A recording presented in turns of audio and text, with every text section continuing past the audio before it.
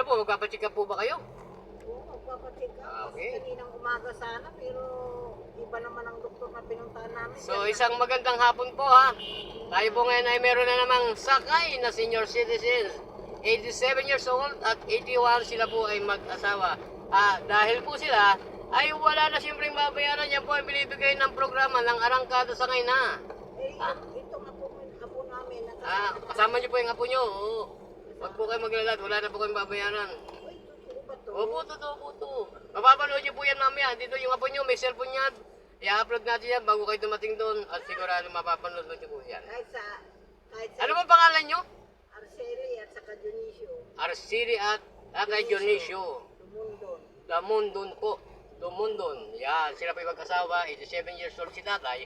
At 81 naman po si nanay. Sila po yung wala na pong babayaran. Magpa-check up. Opo. Magpapacheck up po sila doon sa Protasio.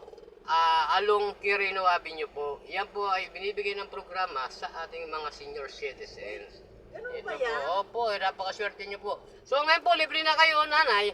Ano po masasabi niyo sa programa ito? Ihaharap ko sa inyong camera para mapanood niyo po. Ganda.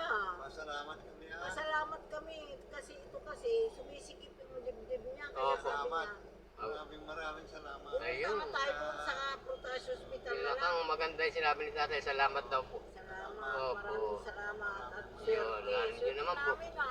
Opo. Hindi namin sa driver na nangyayari to. Opo, yun ang. Basta't mabait ka sa tao, matulungin talagang kahit saan ka pupunta.